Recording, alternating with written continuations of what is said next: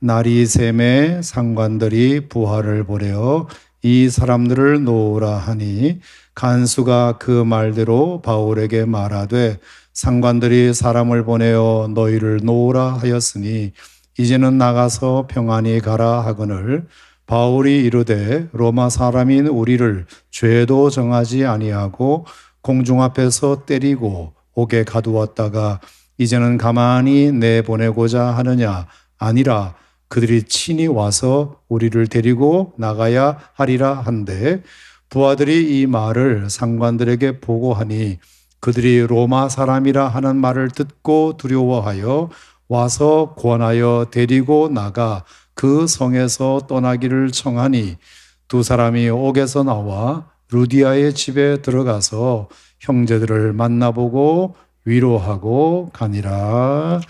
아멘. 오늘 말씀의 제목은 바울의 교회관, 이런 제목입니다. 바울의 교회관.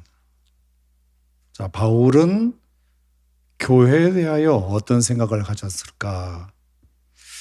교회는 어떤 모습이어야 한다고 바울은 생각했을까?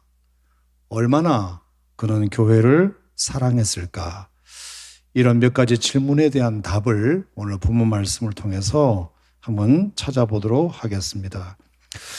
이 말씀을 통해서 올 한 해 우리 교회가 또 여러분이 다니고 있는, 섬기고 있는 이 교회를 내가 어떻게 생각해야 할지, 또 이 교회에 무엇이 풍성해야 할지, 또 교회를 구성하고 있는 또 하나의 작은 교회인 나는 교회 안의 교회로서 어떤 역할을 해야 될지, 이런 등등에 대한 질문을 한번 여러분에게 던져보면서 한번 답을 찾아보도록 하겠습니다. 자, 아시는 대로 여러분, 바울은 교회에 대한 생각이 참 남달랐던 사람 중에 한 사람입니다. 여러분 아시는 대로 고린도후서 11장 28절에 보면 날마다 내 속에 눌리는 것이 있는데 교회에 대하여 염려하는 것이다. 날마다 자기 영혼을 짓누르는 것이 있다. 그게 뭐냐면 교회에 대한 염려다. 제가 이 구절을 딱 보는 순간 마음이 울컥했는데, 야, 바울이 정말 목회해 본 사람이 맞구나 하는 생각이 들었어요. 왜냐하면 저 역시도 오산교회에서 보낸 19년을 비롯해서 30년 가까운 담임 목회를 하면서 늘 마음이 그 마음이거든요. 그냥 늘 마음을 이렇게 누르고 있는, 한 번도 그 짐을 이렇게 벗어본 적이 없는 세월을 한 30년 살다 보니까 늘 마음을 누르고 있는 것 중에 하나가 교회에 대한 염려. 믿음이 없어서 염려하는 게 아니고 그냥 늘 교회 생각이 떠나지를 않는 거죠. 밥을 먹어도 잠을 자도 누구를 만나도 심지어 어디 차를 타고 여행을 가도 심지어 외국을 나가도 그냥 교회에 대한 염려는 그냥 늘 내 마음을 짓누르고 있는 것이 그냥 팔자이겠거니 그런 생각을 할 수밖에 없는 저 자신을 정확하게 바울도 그렇게 인정하고 있는 것을 보면 역시 바울은 목회해 본 사람이다 하는 것을 제가 알게 되었습니다. 그만큼 바울은 교회에 대한 생각이 참 남달랐다. 그리고 에베소서 1장에 보면 이런 말도 했어요. 교회의 머리는 그리스도시고 교회는 그분의 몸이다. 이런 고백도 에베소서에 한 적이 있습니다. 또 사도행전 20장 28절에 보면 교회는 하나님이 자기 피로 사신 곳이다. 하나님이 자신의 피를 주고 사신 곳이다. 얼마나 교회를 끔찍이도 여기고 있는지를 이 구절 몇 구절을 통해서 봐도 충분히 알 수 있습니다. 그래서 교회에 대한 생각은 늘 이런 마음을 가졌습니다. 에베소서 5장에 보면 교회가 티나 주름 잡힌 것 없이 거룩하고 흠이 없기를 바라노라. 교회가 티 없이 주름 잡힌 것 없이 거룩하고 흠이 없기를 바라노라. 이러면서 골로새서 1장에도 보면 그리스도의 남은 고난을 몸된 교회를 위하여 내 육체에 채우노라. 자기 몸에 그리스도의 남은 고난을 채운다. 여러분 아시는 대로 바울은 자기 몸에 가시가 있다 하는 표현을 썼습니다. 뭔가 정확한 병은 모르지만 늘 바울도 건강한 사람이 아니었습니다. 자기 몸도 추스리기가 힘들 수 있는데 자기 육체에 그리스도의 남은 고난까지 채우겠다고 이렇게 말했을 정도인 걸 보면 얼마나 바울이 교회를 해야 하는 생각이 남달랐는지 극진했는지를 우리가 미루어 짐작해 볼 수 있습니다. 자신도 그렇게 생각했기 때문에, 교회를 끔찍이도 생각했기 때문에 남에게도 교회만큼은 이렇게 해라, 이렇게 해라, 이렇게 자신 있게 말했던 것도 성경에 기록됩니다. 예컨대 고린도서 10장에 보면 하나님의 교회에 거치는 자가 되지 마라. 이렇게 소중한 교회니까 너희들 절대로 하나님의 교회에 거치는 자가 되지 마라. 따라합시다. 하나님의 교회에 거치는 자가 되지 말자. 여러분 아멘입니까? 고린도전서 11장에 보면 하나님의 교회를 업신여기는 자는 칭찬할 수가 없다. 하나님의 교회를 업신여기는 자는 도저히 칭찬받을 수도 없다. 이렇게 했고요. 고린도전서 14장 15절에 보면 내가 너희들이 방언을 다 말하기 바라지만 교회의 덕을 세우는 범위 내에서 해야 된다. 방언을 말하기를 다 바라지만 교회의 덕을 해치면서 하는 것은 반대다. 항상 교회의 덕을 세우는 것이 방언을 말하는 것보다 우선이다. 고린도서 14장 12절에도 보면 영적인 것을 사모하는 것은 참 좋지만 역시 교회의 덕을 세우는 것을 전제로 하는 것이다. 얼마나 교회에 대한 안전장치를 많이 하려고 했는지 그 교회에 대한 그 바울의 지극한 생각을 이 몇 구절을 통해서 알 수 있습니다. 자, 여러분, 그렇다면 바울은 왜 이런 교회에 대한 극진한 생각을, 지극한 생각을 할 수밖에 없었을까요? 그것은 자기가 교회에 지은 죄가 많기 때문입니다. 교회에 대하여 지은 죄가 너무 많거든요. 고린도서 15장에서도 고백했어요. 갈라디아서 1장 13절에서도 말했어요. 빌립보서 3장 6절에서도 말했어요. 뭐라고 그랬죠? 나는 하나님의 교회를 한때 너무 극심하게 박해했던 사람이다. 내가 교회를 너무 박해했던 사람이다. 그러니까 늘 교회에 대한 생각을 하면 빚진 마음이 있는 거죠. 내가 너무 교회에 잘못했다는 마음이 있는 거죠. 실제로 바울이 사울이었을 시절에 얼마나 교회를 많이 핍박했습니까? 그것을 자기는 정의라고 생각했습니다. 그래서 예루살렘 교회를 다 흩어버렸습니다. 다메섹에 있는 예수 믿는 사람들까지 잡아 죽이려고 대제사장으로부터 공문을 받아가지고 가던 길이었지 않습니까? 다메섹 도상에서 예수님을 만나기 직전까지만 해도 그런 교회를 박해하고 교회를 핍박하는 것을 정의로 여겼던 사람입니다. 사명으로 여겼던 사람입니다. 교회만 생각하면 너무 교회에 못해준 마음만 있기 때문에, 교회를 계속 핍박만 했기 때문에 나중에 자기가 예수 믿고 나서 정신 차리고 보니 자기가 지은 죄가 너무 많고 늘 빚진 마음이 지극해서 교회만큼은 내가 어떻게든지 지키고 싶은 마음, 교회만 생각하면 늘 염려하는 마음,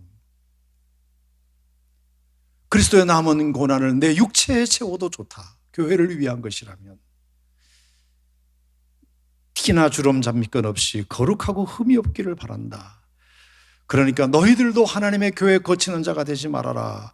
하나님의 교회를 업신여기지 말아라. 방언을 말하고 영적인 것을 삼하는 거 다 좋지만 교회의 덕을 해치면서까지는 절대로 하는 것은 난 반대다. 여러분, 여기까지 충분한 설명이 됐죠? 얼마나 바울이 교회를 극진하게 생각했는지. 이게 바울의 교회관입니다. 교회관.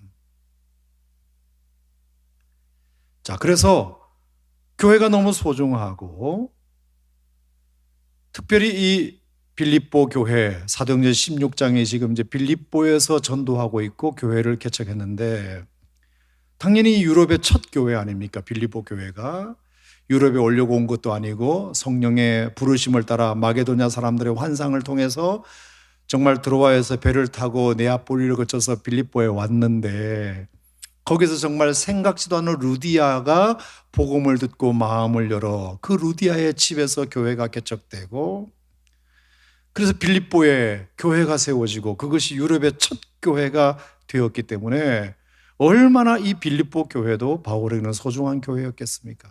유럽의 첫 교회니까. 그러니까 이 빌립보 교회에 대한 생각도 바울은 분명히 남달랐으리라고 생각합니다.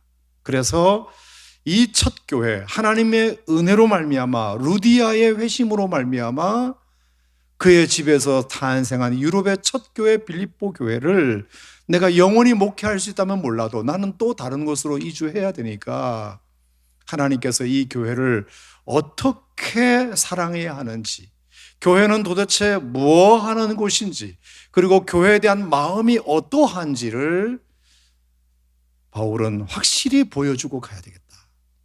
첫 교회니까, 첫 도장을 잘 찍어야 되니까, 첫 단추를 잘 꿰야 되니까. 그래서 오늘 사도행전 16장에 보면요, 바울이 교회에 대한 생각이 아주 깊이 묻어 있음을 보게 됩니다. 어떻게 교회를 사랑해야 되느냐, 어떻게 교회를 세워가야 되느냐, 교회를 구성하고 있는 사람들은 무엇에 관심을 가져야 되느냐, 이것에 대하여 오늘 우리에게 분명한 지침 몇 가지를 주고 있다고 생각합니다. 사랑하는 성도 여러분, 2023년도 밝았습니다. 여러분, 올 한 해도 교회를 여러분들이 예배하며 섬겨갈 텐데, 오늘 주시는 이 말씀이 올 1년 동안 교회를 섬기고 하나님을 섬기는 여러분들에게 정말 교회 섬김의 매뉴얼이 되기를 주의 이름으로 축복합니다.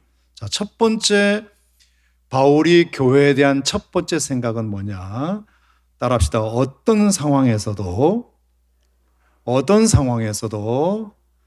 기도와 찬송이 들려야 하는 곳이다.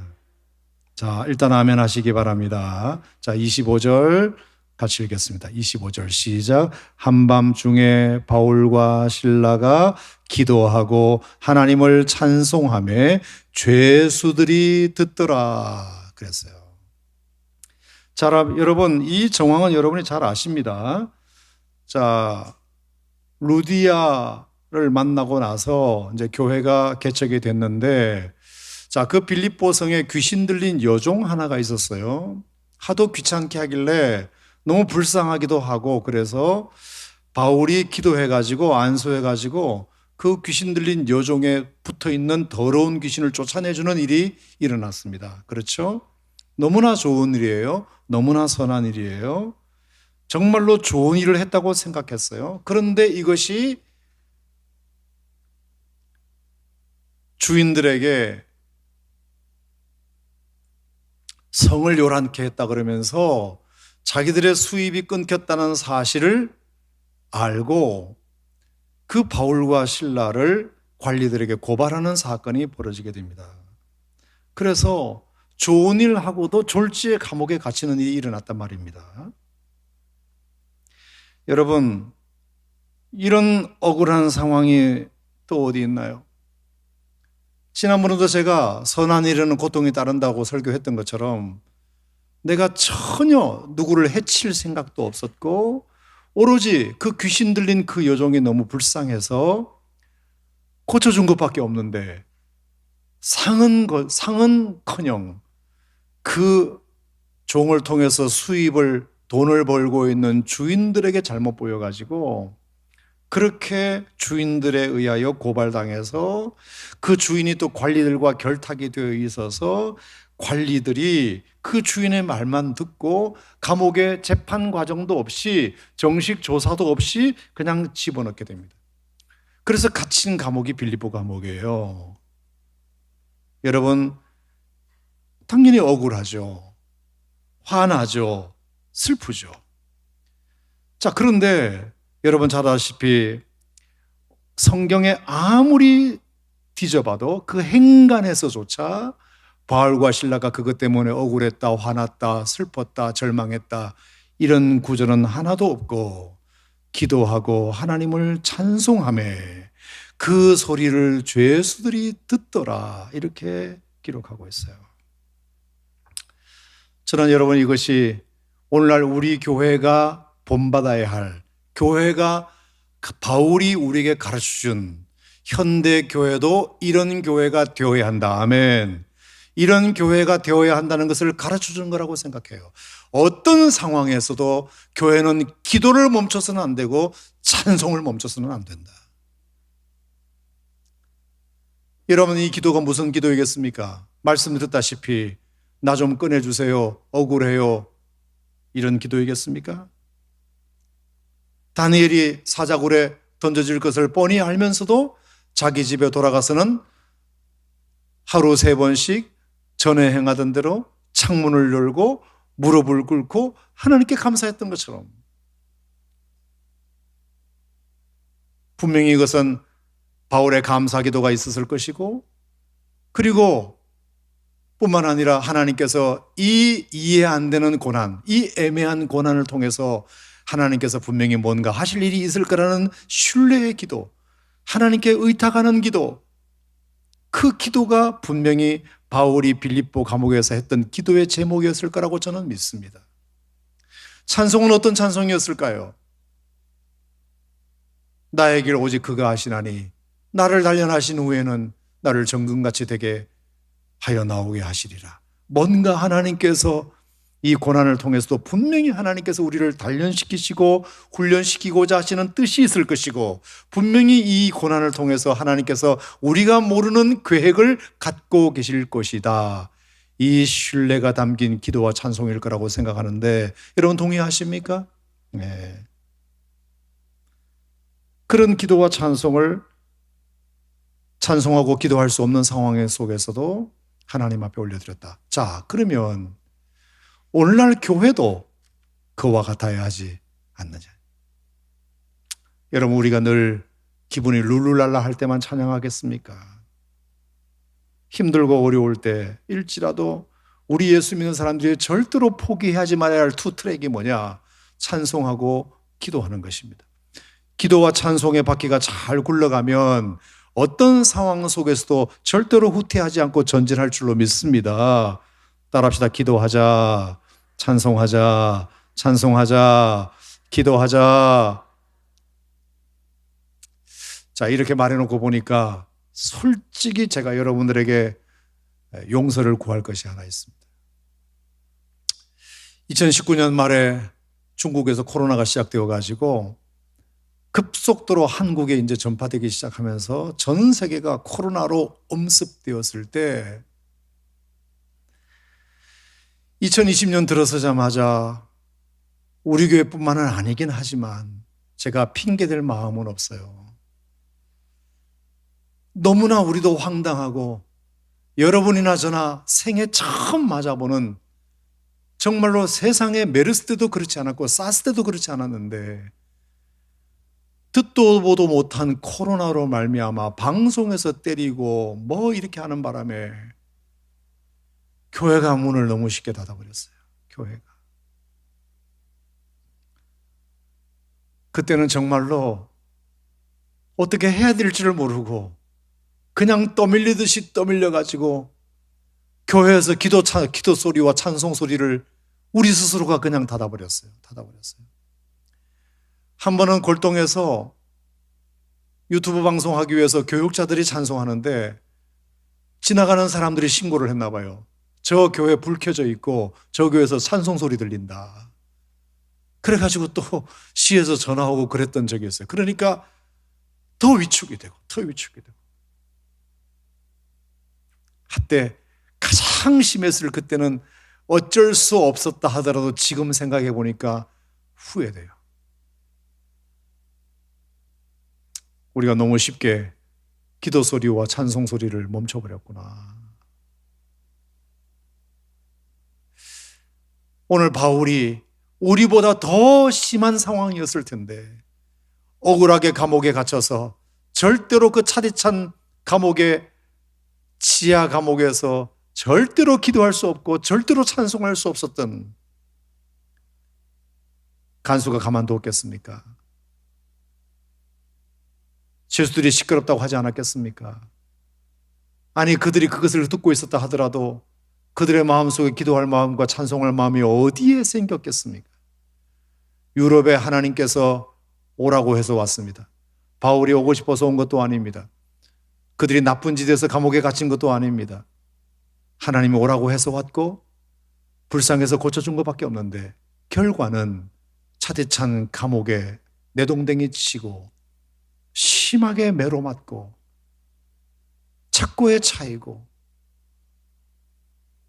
앞으로 저신들의 앞날이 어떻게 될지도 모르는 불분명한 상황 가운데서 그들은 기도와 찬송을 멈추지 않았는데 우리는 그까지 전염병 하나에 교회가 너무 쉽게 문을 닫았구나.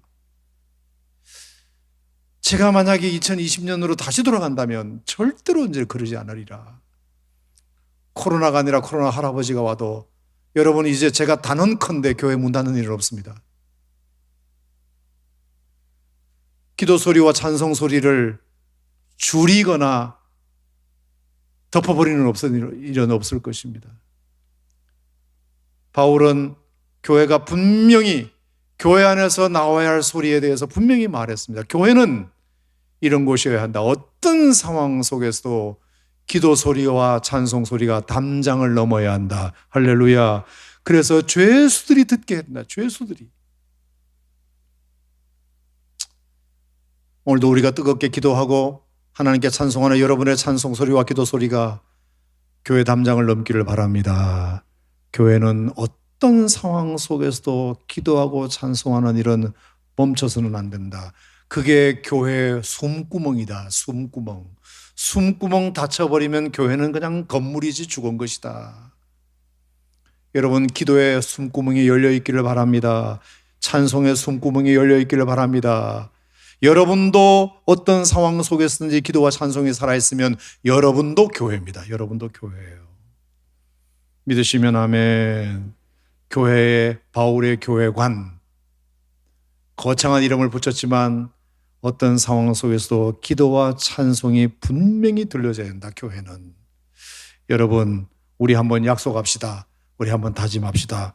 코로나가 올지 뭐가 올지 앞으로 또 우리 인생에 어떤 일이 벌어질지 모르지만 오늘 우리가 분명히 2023년 1월 첫 주 금양로 기도회 강단에서 선포하고 여러분들이 아멘 했으니 이제 코로나 할아버지가 오더라도 기도와 찬송 소리는 양보할 수 없다. 아멘.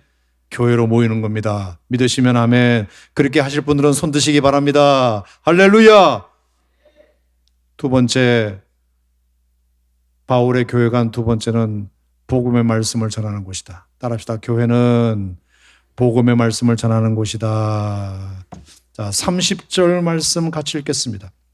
그들을 데리고 나가 이르되 선생들이여 내가 어떻게 하여야 구원을 받으리까 하거늘 이르되 주 예수를 믿으라 그리하면 너와 내 집이 구원을 받으리라 하고 주의 말씀을 그 사람과 그 집에 있는 모든 사람에게 전하더라. 아무리 강조도 지나치지 않는 말씀이죠. 교회는 그리스도의 복음의 말씀을 전해야 되는 곳입니다. 전해야 되는 것입니다. 수많은 사람들이 지금도 어떻게 하여야 구원을 받을 수 있습니까? 이 세상에는 희망이 없고 이 세상에는 눈 돌릴 곳이 없고 이 세상에는 정말 내가 마음 둘 곳이 없는데 이 죄 가운데서 이 진노 가운데서 우리가 어떻게 구원을 받을 수 있습니까? 라고 절규하며 소리치는 그들에게 교회는 주 예수를 믿으라 그것밖에 없다. 너와 내 집에 구원받을 수 있는 유일한 길은 길 되시고 진리 되시고 생명 되시는 주 예수 그리스도를 믿는 것밖에 없다라고 주의 말씀을 그 사람과 그 집에 있는 모든 사람들에게 전하는 것이 교회의 유일한 사명이라고 믿는데 동의하시면 아멘 하시기 바랍니다. 할렐루야. 그래서 끝까지 어쨌든 복음을 전하는 것이 교회가 가져야 할 중요한 사명이라는 것을 바울은 우리에게 가르쳐 주고 있는 것이에요. 어떤 상황 속에서도 복음은 전해져야 된다. 이 땅에 예수 믿는 사람들이 50%가 아니라 지금은 20%, 15%, 50%가 되고 75%가 되고 85%가 된다 하더라도 그래도 20%는 아직도 예수를 안 믿으니까 80%나 믿는데 이제 전도할 필요가 뭐 있어? 다 두드려 보면 교회 한 번도 안 나가본 사람은 이제 거의 찾기가 힘들어. 아무리 그런 세상이라 할지라도. 여러분, 복음은 여전히 선포되어야 되는 것이 이 시대 교회의 사명인 줄로 믿습니다. 여러분, 제가 말씀드렸잖아요. 예루살렘 교회가 사도행전 2장에서 120명으로 시작했잖아요. 그리고 3,120명이 됐잖아요. 또 5,000명이 또 들어왔잖아요. 8,120명이 됐잖아요. 남자만 5,000명이라 그랬으니까 사실은 따지고 보면 15,000명은 됐을 거라고 봐요. 브리테니커 백과사전에 당시에 예루살렘 인구가 3만 명 정도 되었다고 추정합니다. 그러면 절반 이상이 예루살렘 교회에 다니는 사람이었어요. 제가 늘 그렇게 우스개 비유를 들지만, 자, 오산 시민이 24만 명인데 12만 명 이상이 오산 침례교회에 나온다. 여러분, 이건 대단한 거 아닙니까?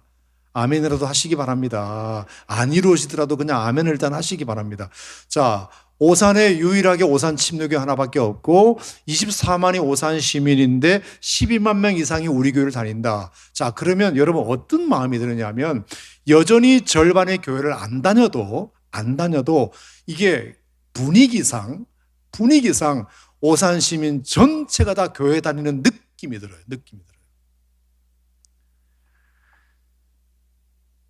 여러분, 우리 교회가 한 2,000명 정도만 돼도 오산시 돌아다니면 이렇게 성도님들 자주 만나잖아요.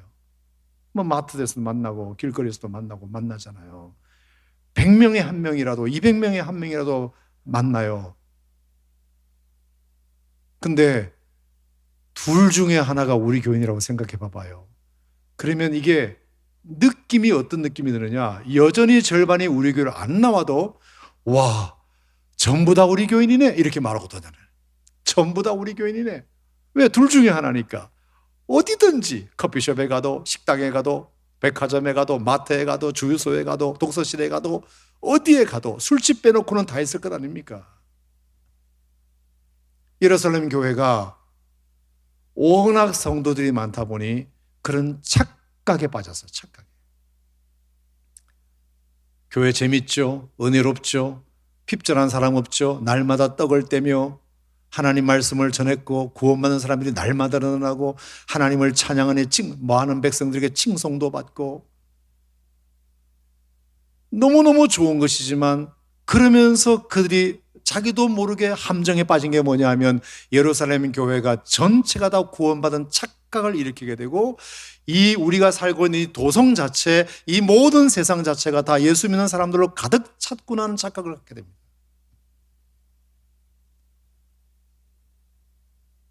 그런데 예수님께서 승천하시면서 하신 말씀이 뭐예요? 예루살렘과 온 유대와 사마리아와 땅끝까지 이르러 내 증인이 되리라. 분명히 성령께서, 예수님께서 말씀하고 가셨는데 예수님께서 하신 그 마지막 메시지를 잊어버릴 정도로 착각하고 살았습니다. 그래서 사도행전 8장 1절에 예루살렘 지역에 감당할 수 없는 박해를 하나님이 주셔가지고 그 백성들을 흩으신 것 아닙니까? 흩으신 것. 그래서 유대로 가게 하고 사마리아로 가게 하고, 그래서 안디옥 교회가 탄생한 거 아닙니까?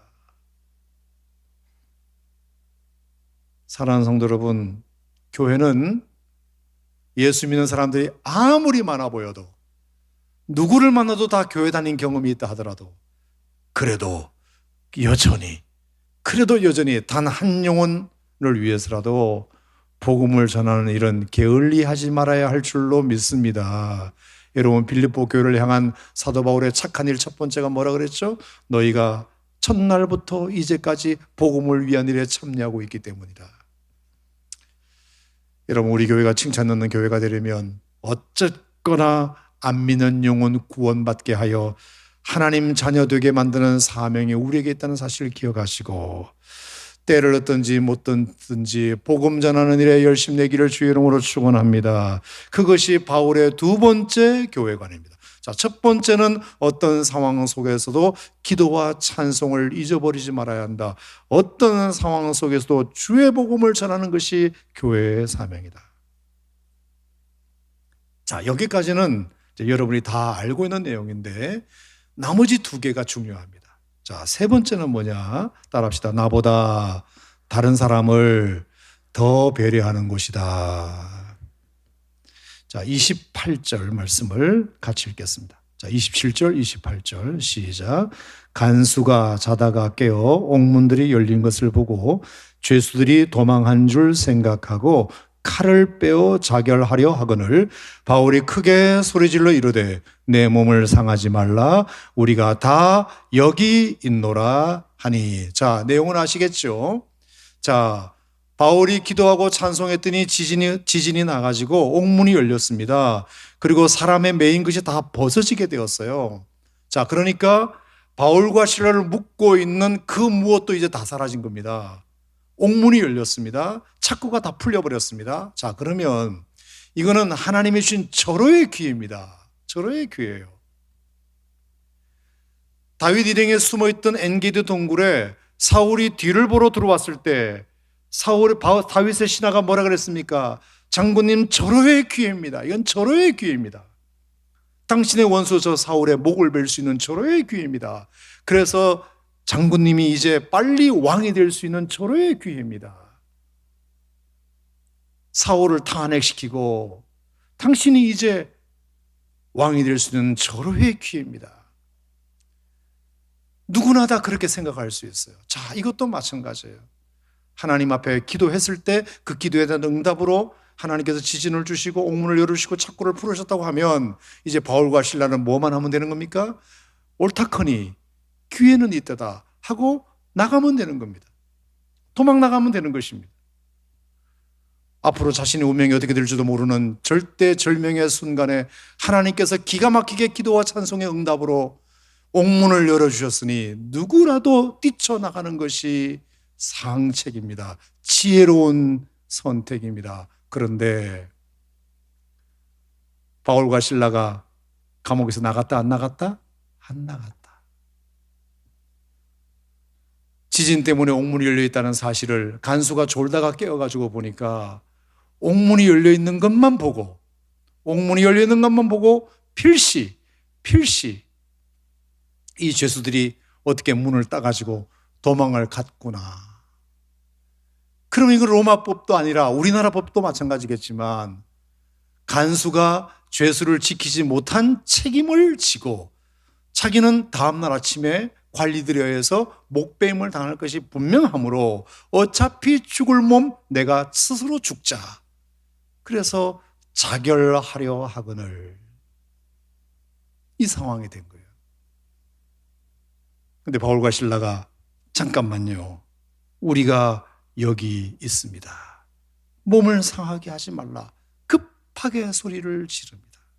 자, 여러분 여기에 굉장히 중요한 교훈이 있다고 저는 묵상했는데 여러분 그게 뭐라고 생각하십니까? 자, 만약에 바울과 실라가 옳다커니 하나님께서 기도의 응답을 주셨구나 생각하고 급히 도망을 나갔다면 어떻게 되었겠습니까? 도망을 나갔다면 바울과 실라에게 간증은 되겠죠. 여러분 오산 침례교회나 이런 데 간증 초청 집회 가가지고 그동안 있었던 이야기를 성도들에게 간증할 때 여러분 제가 원치도 않는 유럽 땅에 갔는데 하나님이 이렇게 회당도 없는 곳에 있어서 제가 기도하러 갔다가 여인들을 만나서 복음을 전했더니 루디아라는 여자가 예수를 믿고 거기에서 교회가 생겨서 잘 되는 줄 알았는데 귀신 들린 여종 하나를 고쳐줬더니 저에게 이렇게 억울한 누명을 씌워가지고 감옥에 갇히게 되는 이 억울함이 있었지만 기도하고 찬송했더니 하나님이 응답 주셔서 옥문을 열어주시고 착고가 열려서 우리가 이렇게 도망쳐 나왔습니다. 할렐루야. 그러면 여러분이 확 박수 칠 것 아니겠습니까? 본인들에게 간증은 되겠지만 여러분 문제는 뭐다? 남은 간수는 어떻게 생각했습니까? 간수는 그 바울과 실라를 뭐로 생각하느냐? 도망자로 생각합니다. 도망자. 어젯밤에 찬송하고 기도하고 하는 걸 보고 꽤 믿음인 줄 알았더니 예수 믿는 사람은 다르구나 생각했더니 기도하고 찬송하는 걸 보니 저 사람들 참 신기한 사람이다 생각했더니 내가 깜빡 조는 사이에 어떻게 문을 따고 도망을 가? 그것 때문에 나 죽었네. 그 도망간 바울과 실라를 좋게 생각하겠습니까? 그 사람이 도망간 것 때문에 자기가 죽게 생겼는데 얼마나 원망했겠습니까? 그리고 빌립보 간수의 가족도 있다 그랬습니다. 자, 자기 아버지가 간수인데 죄수를 놓치는 바람에, 그 죄수가 도망가는 바람에 우리 아버지가 자결했다, 아니면 관리들에 의해서 목배임을 당했다, 그러면 평생 바울과 실라는 그 가족들에게는 원수가 됩니다. 원수가 돼요.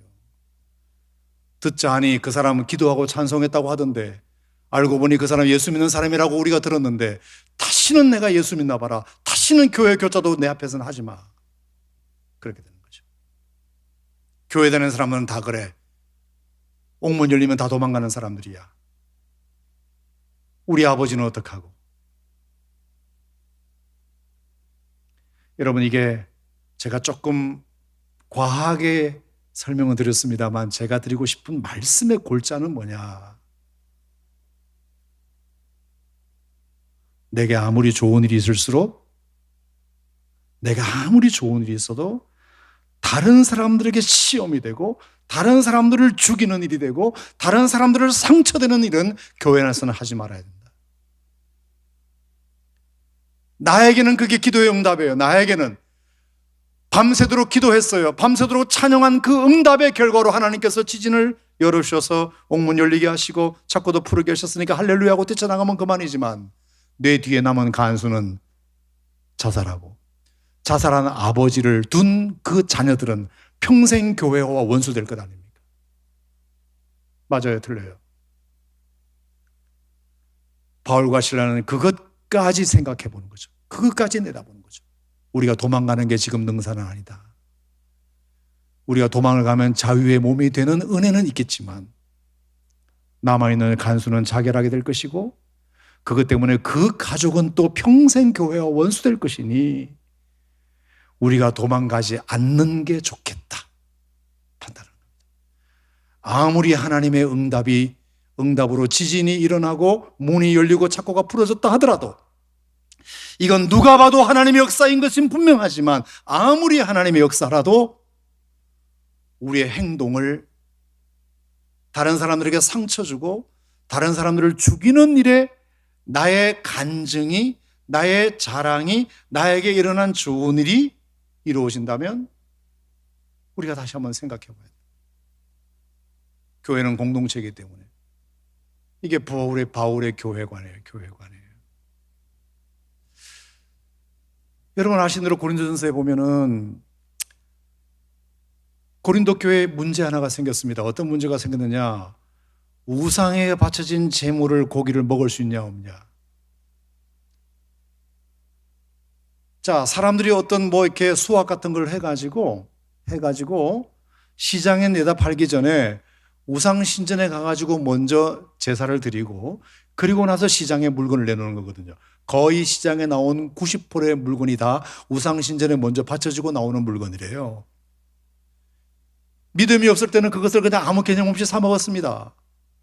내게 믿음이 들어오고 보니까 저거 우상에게 먼저 바쳐진 것인데 우리가 이거 먹어도 돼? 안 돼? 그것 때문에 고린도 교회에 시시비비가 생겼습니다. 어떤 사람은 먹어도 된다, 어떤 사람은 먹으면 안 된다.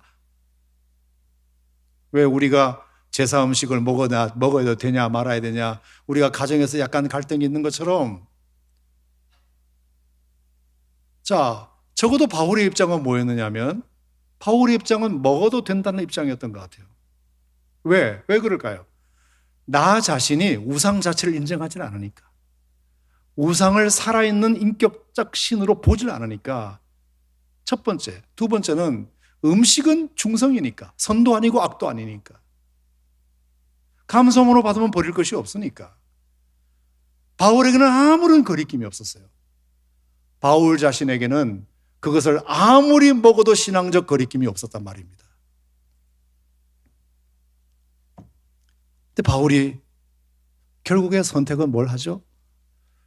고린도전서 8장에 보면 이렇게 되어 있어요. 그런 정도의 자유가 믿음이 약한 자들에게 걸려 넘어지게 하는 것이 되지 않도록 조심하라.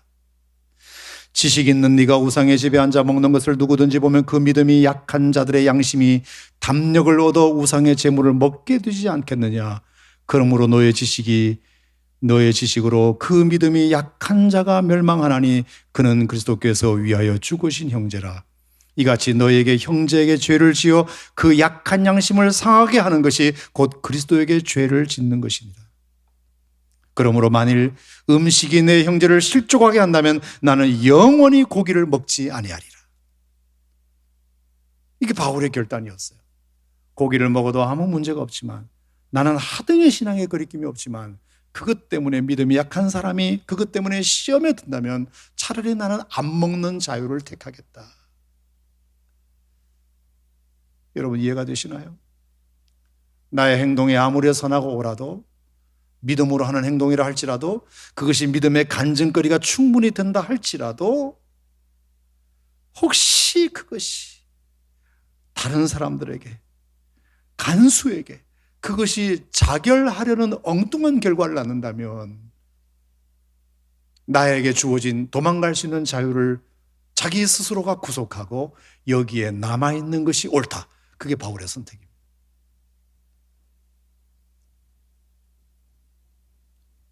이게 세 번째 우리에게 주는 바울의 교회관이에요. 교회관이에요. 여러분 더 놀라운 것은 뭔지 아십니까? 자, 그렇게 해서 빌립보 간수가 도망간 줄 알고 자결하려고 했는데 바울과 실라가 아니다, 우리 여기 있다. 그래가지고 어떻게 하면 선생님처럼 구원을 얻을 수 있습니까? 주 예수를 믿어라, 그리하면 너와 내 집이 구원을 얻으리라. 이 말씀을 듣고 이 복음의 메시지를 우리 가족들에게 들려주고 싶어서, 자, 빌립보 간수가 어떻게 하죠? 자, 33절 같이 읽겠습니다. 그 밤에 그 시각에 간수가 그를 데려다가 맞은 자리를 씻어주고 자기와 그 온 가족이 다 침례를 받은 후 그들을 데리고 자기 집에 올라가 음식을 차려주었다. 자, 보세요. 간수가 그날 밤에 바울과 실라를 데리고 자기 집으로 갑니다. 자기 집으로. 거기서 음식을 차려줍니다. 그와 그 온 집이 하나님을 믿음으로 크게 기뻐합니다. 간수가 아예 데리고 나갑니다. 데리고 나갑니다. 자, 그런데 자, 35절 보세요. 35절. 날이 새매 상관들이 부하를 보내어 이 사람들을 놓으라, 풀어줘라, 그렇게 말한 것 같습니다. 그랬더니 간수가 그 말대로 바울에게 말하되 상관들이 사람을 보내어 너희를 놓으라고 하더라. 이제는 나가라, 평안히 가라, 이렇게 말해요. 그랬더니 바울이 이르되 37절, 38절 지나고, 자, 39절, 와서 권하여 데리고 나가 그 성에서 떠나기를 청하니. 37절에 보면 그들이 친히 와서 우리를 데리고 나가야 하리라 이랬어요. 그들이 친히 와서 우리를 데리고 나가야 하리라. 여러분 이 말은 무슨 말일까요? 자, 바울의 이상한 행동이 지금 이렇게 이어집니다. 그들이 기도하고 찬송했습니다. 옥문이 열렸습니다. 근데 도망가지 않았습니다. 빌립보 간수가 놀랬지만 오히려 구원받을 수 있는 절호의 기회가 되었습니다. 그래서 빌립보 간수가 놀래가지고 그들을 자기 집에 데려다가 음식을 차려주고 씻기고 잘 먹였습니다. 자, 날이 새매 바울과 실라가 다시 어디로 들어왔다는 겁니까? 감옥으로 다시 들어왔다는 겁니다. 안 나간 것도 이상한데 나갔다가 다시 들어온 것도 이상합니다. 여러분, 지금까지 여러분 뉴스에, 어떤 뉴스에 자기 스스로 이미 다 석방이 되고 죄가 다 해결됐는데 나갔다가 죄 없는데 감옥 졌다고 다시 들어온 사람이 있습니까? 여러분, 군대도요. 군대도 제대한 형제들이 자기가 근무했던 그곳을 보고 오줌도 안 놉니다. 오줌도 안 나요. 지긋지긋하다고. 세상에 그런 일은 없습니다. 근데 다시 감옥 안으로 들어왔어요. 감옥 안으로 들어왔어요. 여러분 왜 그럴까요? 혹시라도 관리가 불시 점검을 했을 때 감옥이 텅텅 비어 있으면 그때도 간수가 책임을 물을 수 있기 때문입니다. 어쨌거나 간수의 배려와 대접은 감사하지만 간수 어르신, 지금 우리가 여기 있으면 안 되고요. 빨리 들어갑시다. 간수는 좀 더 있으라 그러는데 오히려 바울과 실라가 간수를 데리고 이러다가 큰일 납니다. 우리는 괜찮지만 간수 나으리가 관리들에게 들키게 되면 세상의 죄수를 데리고 자기 집에 데리고 나갔으니 이거는 정말로 사형감 아닙니까? 제가 드리고 싶은 말씀은 바울과 실라에게 엄청난 자유가 주어졌지만 도망가지도 않았고 나갔음에도 불구하고 간수를 끌고 다시 감옥 안으로 들어갔다는 사실을 여러분에게 말씀드리는 겁니다. 자, 이것을 통해서 우리에게 주는 교훈은 뭐냐? 나보다 다른 사람을 어떻게든지 배려하는 바울과 실라의 그 마음이 여기에 그대로 보여지고 있는 거죠.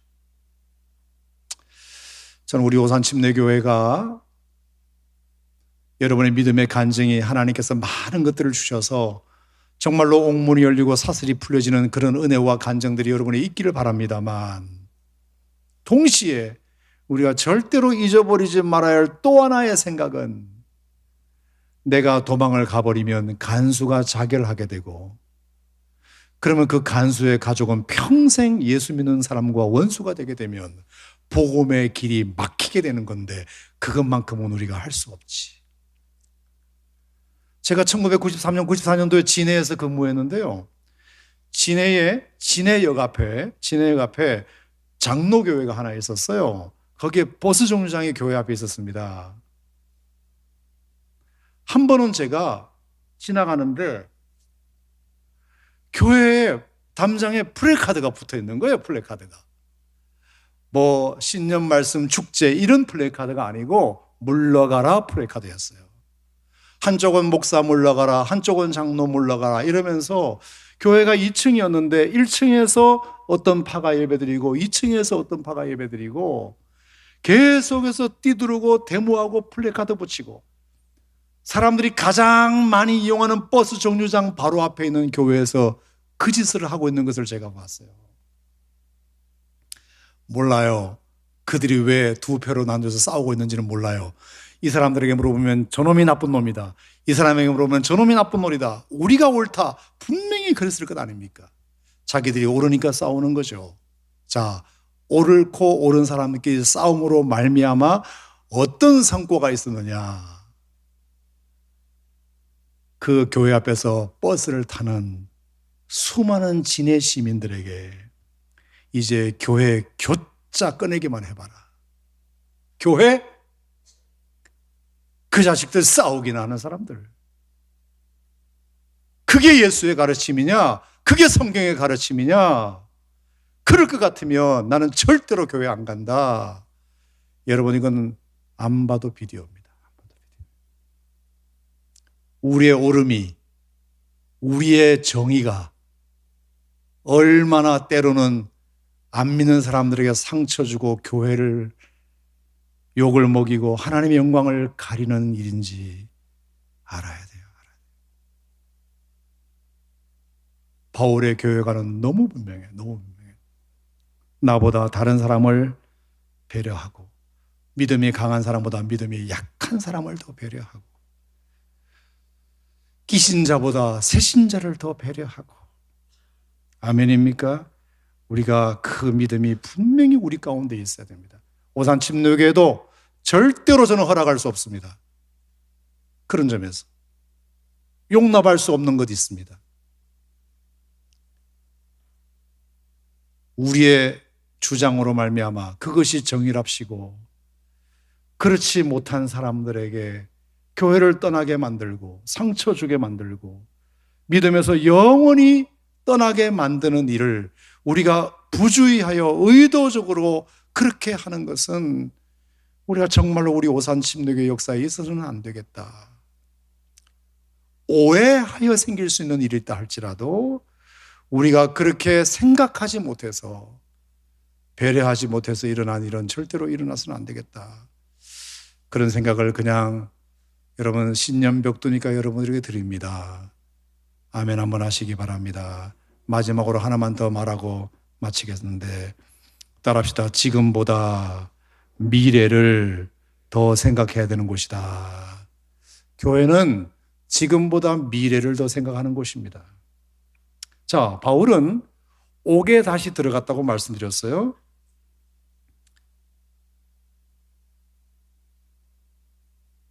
자, 그랬더니 그 관리들이 간수에게 말해가지고 그 어젯밤에 가둔 그 사람들 놔줘라. 무슨 얘기를 들었는지 놔주라 그랬어요. 자, 그래서 나가서 평안히 가라고 36절에 말했습니다. 자, 그랬더니 37절에 보세요. 재밌는 내용인데 바울이 이르되 감사합니다. 그러면 저희가 이제 나가겠습니다. 이렇게 말하지 않고 로마 사람인 우리를 죄도 정하지 아니하고 공중 앞에서 때리고 옥에 가두었다가 이제는 가만히 내보내고자 하느냐? 아니라 그들이 친히 와서 우리를 데리고 나가야 하리라. 여러분, 이게 무슨 말일까요? 관리들이 우리를 이 감옥에 가두어 놓은 관리들이 우리 앞에 와가지고 미안하다고 싹싹 빌고 내가 그것을 듣고 나가야 되겠다. 나가란다고 해서 이제 그냥 나갈 수 없다. 당신들이 나를 억울하게 잡아넣었으니까 우리한테 와서 싹싹 빌고 제발 좀 나가달라고 우리를 데리고 나가야 하리라. 이렇게 말했어요. 여러분, 여기에 깔려있는 바울의 의도가 뭘까요? 지난밤에 얻어맞은 것이 너무 아프고 분해서, 갇힌 것이 너무 억울해서, 그들이 틀렸다는 것을 분명하게 해서 면박을 주려고, 봐, 내 말이 맞지? 당신들이 틀렸지? 하고 면박을 한번 주어서 아주 그냥 자존심을 뭉개버려야 속이 시원할 것 같아서 그렇게 했을까요?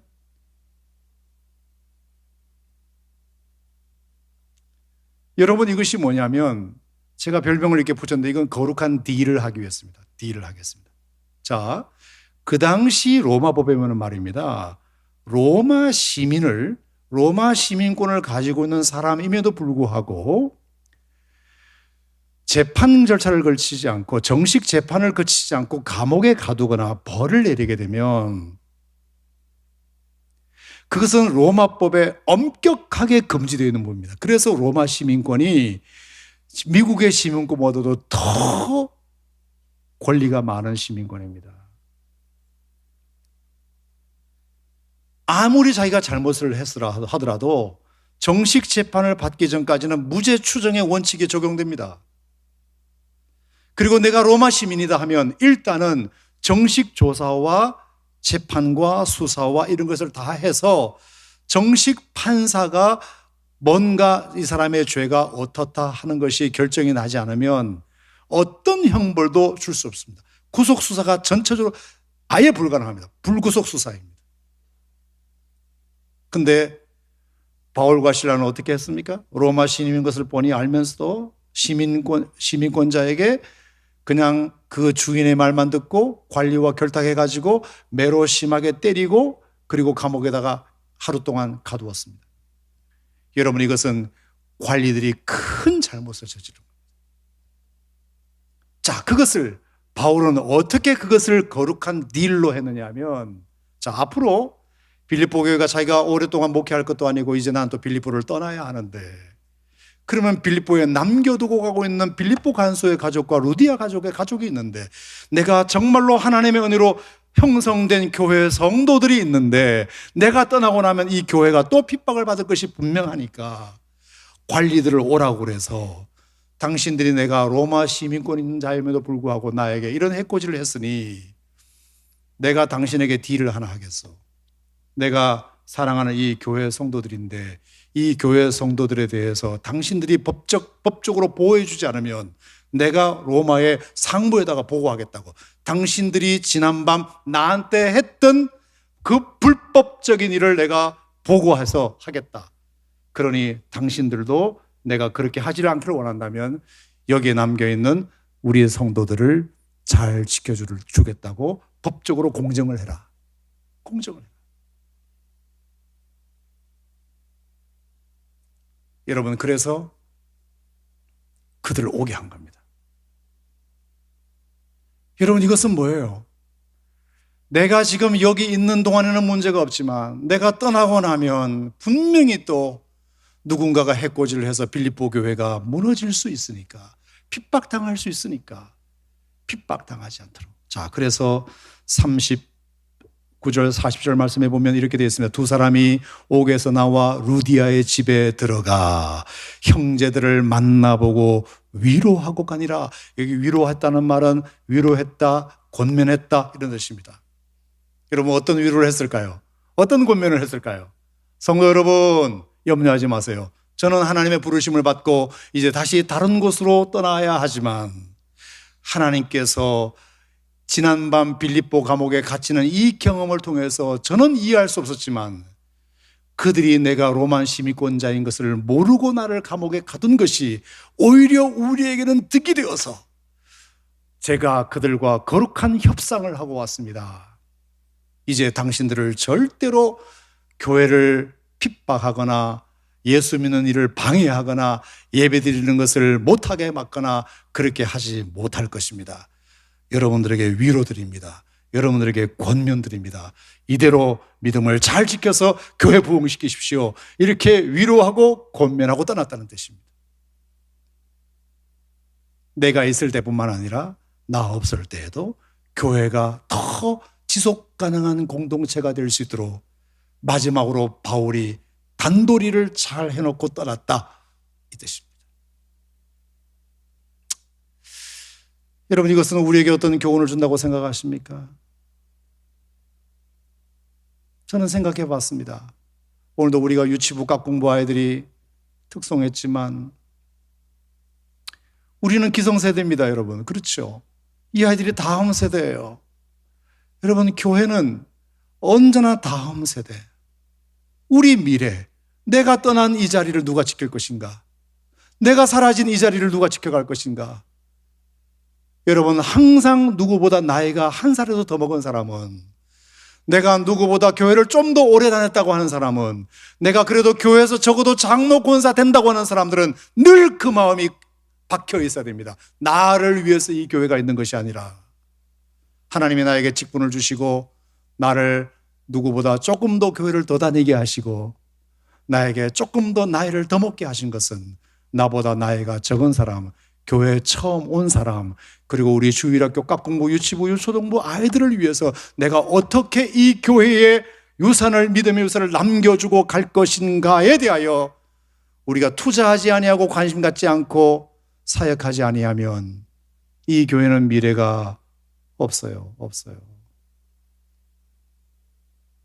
빌립보 교회를 떠나는 게 중요한 게 아니라 내가 떠난 그 자리에도 교회가 지속 가능할 수 있도록 바울이 그렇게 해놓고 갔다는 게 너무 감동이 됐습니다.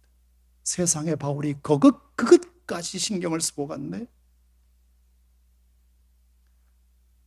기도의 응답이라고 생각하고 감옥을 뛰쳐나갈 수 있었지만 빌립보 간수가 자결하면 안 되니까, 자결하는 아버지를 둔 그 가족들은 또 무슨 죄가 있나, 평생 예수 믿는 사람 욕할 거 아니냐. 그러니 우리가 나가지 않는 것이 그들을 지키는 것이고 오히려 교회를 위하는 것이다.